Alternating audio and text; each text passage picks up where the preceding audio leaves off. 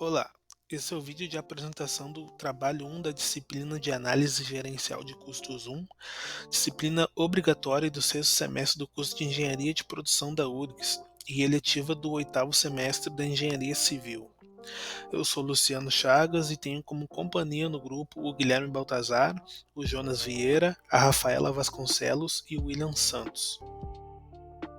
E bom, esse primeiro trabalho da disciplina traz um estudo de dados e indicadores financeiros de uma empresa do setor de construção civil e tem por objetivo realizar análise desses dados a fim de tirar conclusões a respeito do desempenho financeiro da empresa escolhida mediante um concorrente seu.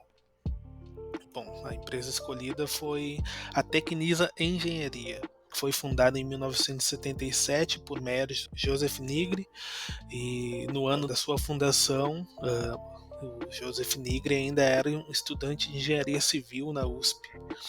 E hoje, com mais de 40 anos aí de experiência no mercado, a Tecnisa é uma das maiores incorporadoras residenciais do Brasil, tendo construído aí mais de 7,2 milhões de metros quadrados em mais de 275 empreendimentos por todo o país. E falando aí um pouco do setor, não é de hoje que se sabe que o setor de construção civil contribui muito para a geração de emprego e de renda no país. O setor é uma das bases aí da economia brasileira, responsável por cerca de 6,2% do PIB e representa aproximadamente aí 34% da indústria brasileira. No ano passado, no ano de 2021, o PIB do setor cresceu a cerca de 9,7%, após uma queda de 6,3% em 2020, como consequência da pandemia de Covid-19 em todo o mundo, como se pode ver aí no gráfico. Em 2022, há uma projeção de crescimento de 2,5%, indicando uma retomada do setor.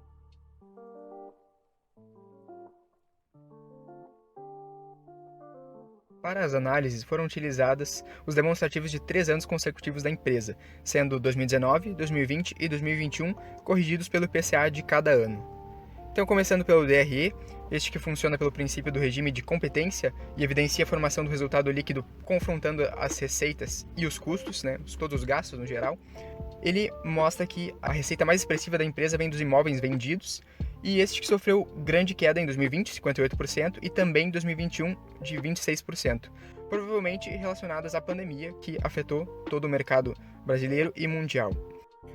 O indicador do custo de vendas e serviços é muito relevante ser analisado justamente porque obteve porcentagens muito altas, acima de 90% em todos os anos e chegando até a 109,3% em 2020, o que já levou a um resultado bruto negativo. E isso pode indicar que a margem de lucro de venda esteja baixa. Então, a margem bruta teve uma importante queda no segundo ano, de 2019 para 2020, de 8,8% para menos 9,3%, mas se recuperou em proporção semelhante no ano seguinte, voltando para 5,8%. Pode-se observar que o custo dos imóveis vendidos acaba sendo um determinante final. E assim como a receita teve duas quedas, ele também teve, E tudo isso pode estar relacionado com a pandemia. Em sequência, as despesas operacionais também encontram valores muito elevados, de magnitude semelhantes à das próprias receitas da empresa. Todos os anos ele apresenta um percentual várias vezes maior que o resultado bruto, onde se pode ver outra origem do prejuízo nos resultados da empresa. No entanto, se percebe uma redução de 50% nelas, de onde se pode inferir um corte de despesas a partir do ano de 2020, provavelmente por conta da pandemia também. E esse corte se efetuou especialmente nas classificadas como outros, também corroborando essa tese de corte de gastos mais supérfluos. O resultado financeiro foi negativo nos 3 anos e o resultado líquido foi negativo também nos 3 anos. A margem líquida caiu de menos 71% para menos 94%. E depois caiu mais uma vez para menos 181% no ano de 2021. O balanço, que representa uma fotografia como um raio-x da situação atual de um negócio, a gente pode ver que o ativo circulante da empresa é considerável e não teve grandes alterações no período analisado. Ele é composto majoritariamente por caixa, 13%, e estoques, 67%. Sendo que o primeiro deles apresentou uma queda de 67% de 2019 para 2020, enquanto o segundo apresentou 2 aumentos de cerca de 25% cada. Enquanto no ativo não circulante, houve uma queda de 31% de 2020 para 2021, e ele é composto principalmente de ativos realizáveis a longo prazo, 21%, e de investimentos, 74%. Devemos notar também uma queda de 70% nos estoques nessa seção, de 110 milhões para 31,5 milhões.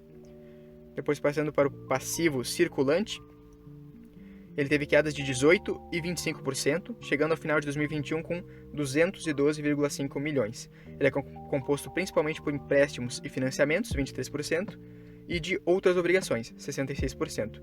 Estes empréstimos também caíram de 2019 para 2021 aproximadamente 67% na evolução do período. Depois, o passivo não circulante da empresa é quase 2 vezes maior que o ativo circulante na média e é principalmente constituído por empréstimos e financiamentos, o qual, por sua vez, é quase inteiramente formado por debêntures.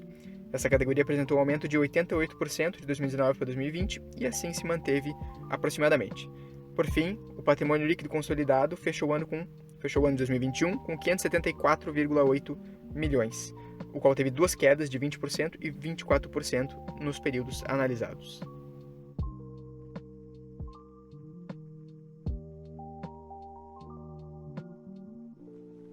Então, depois aí que a gente realizou o DRE e também realizamos o balanço patrimonial da Tecnisa, a gente parte por um olhar mais focado para os indicadores financeiros da organização, né?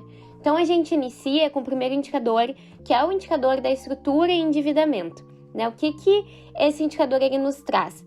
Ele basicamente está relacionado ali com as decisões financeiras e estratégicas da organização e também a capacidade de comportamento e crescimento, da maneira sustentável que essa organização ela vai ter no futuro. Dentro, desse indicador, a gente olha aí para alguns índices. Então, a gente olha para endividamento geral, a gente olha para a participação de capital de terceiros, da composição de endividamento, do patrimônio líquido e, por fim, do capital circulante líquido. Depois, então, que a gente olha para esse primeiro indicador, a gente parte para o indicador de liquidez, E esse indicador ele acaba nos fornecendo dados, que esses dados eles nos mostram a capacidade da empresa em pagar as suas obrigações financeiras. Então, através desse tipo de indicador, a gente consegue identificar o fluxo de caixa e a saúde financeira da empresa. Então, a gente olha desde a liquidez geral, corrente, da liquidez seca e, por fim, da liquidez imediata da organização. E também vale ressaltar que a gente realizou, todas essas análises através desses 3 anos, de 2019 a 2021 também. E depois, então, a gente parte para o indicador de atividades, Então, dentro desse indicador de atividades, a gente consegue ter um olhar mais profundo, a gente consegue se aprofundar mais em relação a 3 aspectos que impactam diariamente, a organização, que é os estoques, os pagamentos e os recebimentos. E aí esse indicador, ele tem muito uma visão de dias, para a gente conseguir aí estar metrificando esses pontos. Em relação a esse indicador de atividades, então a gente analisou do ano de 2020 e também do ano de 2021. E por fim, a gente analisou o indicador de rentabilidade, Que esse indicador basicamente tem o intuito ali da medição do retorno financeiro de uma empresa, que pode ter relação, então, a seus ativos, investimentos financeiros, o patrimônio líquido e outros fatores, outros indicadores também. E aí, dentro desse indicador de rentabilidade, a gente olha para a questão de giro, de margem bruta, operacional, líquida, rentabilidade ali de ativos, rentabilidade do patrimônio, e aí a gente conseguiu fazer a análise em relação a esses anos. Para fins de comparação, coletamos dados da Gafisa, uma outra empresa do setor de construção civil no Brasil, e que atua principalmente no Rio de Janeiro e em São Paulo, sendo um player de destaque no país, e um bom parâmetro de comparação dada a estabilidade da empresa nos últimos anos. O demonstrativo de resultados de exercício da Gafisa entre 2019 e 2021 apresenta flutuações da receita operacional bruta e líquida, com tendência de crescimento, ao contrário do que acontece com a Tecnisa, que apresenta uma queda constante entre 2019 e 2021. O resultado operacional também é um dado interessante, já que a Gafisa apresenta um déficit em 2019 e 2020, com uma grande elevação em 2021, enquanto a Tecnisa apresenta um crescimento entre 2019 e 2020, se mantendo estável em 2021. Como as empresas apresentam diferentes potes dentro do setor, uma análise mais simples do DRE não pode demonstrar quais são as principais movimentações financeiras de cada empresa. Para destrinchar um pouco mais sobre os dados de cada uma delas, também realizamos uma comparação entre o balanço patrimonial no período de 2019 e 2021 para cada empresa e mais tarde utilizamos alguns indicadores que demonstram de forma mais clara as estratégias financeiras de cada empresa. Falando um pouco mais sobre o balanço patrimonial, podemos destacar que, observando os dados de 2019 e 2020, a Gafisa apresenta um crescimento relevante em relação ao total de ativos e passivos, enquanto a Tecnisa relatou queda em todos os anos analisados. Olhando os dados das empresas, podemos ver que a Tecnisa atua com cerca de 32% do seu ativo não circulante como realizável de longo prazo e cerca de 9,5% do total em estoque a longo prazo, enquanto a Gafisa apresenta em média cerca de 30% de seus ativos não circulantes em estoque e cerca de 69%, pela média do período, como realizável de longo prazo, o que sugere que a estratégia das empresas em relação aos ativos não circulantes são bem diferentes. Por outro lado, a Gafisa trabalha somente com 1% do seu ativo circulante em caixa e equivalência de caixa, enquanto a Tecnisa apresenta uma média de 20% do seu ativo circulante aplicado ao mesmo item. Logo, podemos acreditar que, apesar de estarem no mesmo setor, as empresas apresentam projeções diferentes em relação ao tempo, com a Gafisa atuando com estratégias de longo prazo e a Tecnisa atuando com dinheiro em caixa para movimentações de curto prazo. Em relação ao passivo circulante, a Gafisa apresenta a maior parte dos seus recursos sendo provenientes de empréstimos e financiamentos, enquanto a Tecnisa apresenta cerca de 66% do seu passivo circulante para outras obrigações. Já o passivo circulante das empresas apresenta algumas semelhanças, principalmente em relação a empréstimos financeiros, além de ambas terem apresentado queda no valor das previsões entre 2019 e 2021, muito provavelmente devido às oscilações econômicas trazidas pela pandemia de Covid-19. Para trazermos uma análise um pouco mais acurada, utilizamos alguns blocos de indicadores. O primeiro bloco, de estrutura de endividamento, utilizamos os índices para apresentar a relação das empresas frente às suas obrigações. De modo geral, vemos que os indicadores da Gafisa apresentam números mais elevados em praticamente todos os indicadores de endividamento, destacando uma maior dependência de investimento externo. Em relação à liquidez, podemos observar que a Tecnisa apresenta uma liquidez geral mais baixa, mas uma liquidez corrente, seca e imediata maior que a Gafisa, o que corrobora com as informações do balanço, indicando que a empresa trabalha com maior capital de giro. Já nos índices de atividade, podemos ver a influência do tipo de produto e perfil da empresa reproduzido nos indicadores. A Gafisa, em geral, trabalha com empreendimentos maiores em comparação com a Tecnisa, o que pode ser um fator de influência no prazo médio de recebimento de vendas e do ciclo operacional, já que a Gafisa apresenta quase o dobro dos valores apresentados pela Tecnisa. Observando os indicadores de rentabilidade, podemos ver alguns valores notadamente diferentes. O giro do ativo, assim como a margem bruta da Gafisa, apresentam valores muito elevados em relação à Tecnisa, indicando um maior ganho percentual sobre as vendas líquidas. E depois da dedução dos impostos, vemos que ambas as empresas apresentam valores negativos ao longo do período, com a Tecnisa apresentando uma queda desse indicador. A rentabilidade do ativo apresenta tendências semelhantes aos indicadores anteriores, e a Tecnisa apresenta valores estáveis.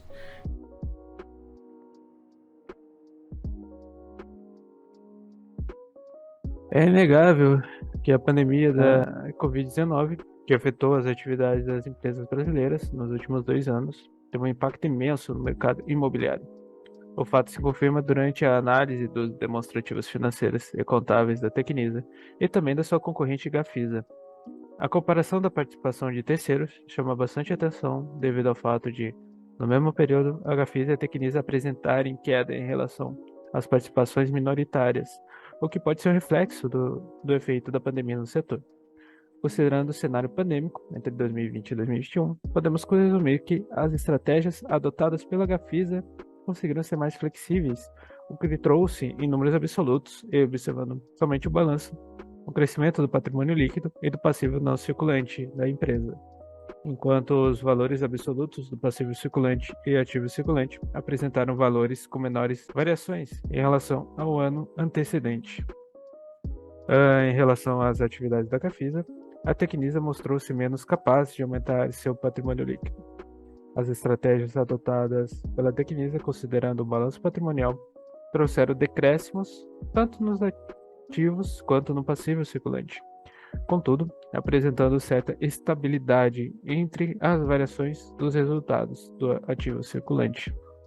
Ambas as empresas, no entanto, são tradicionais e relevantes no mercado nacional e apresentam boas condições para, após Em um período de incerteza causado pela pandemia, as empresas poderão acompanhar a recuperação do setor e voltar a crescer. E nessa parte final, colocamos as referências que utilizamos para fazer este trabalho.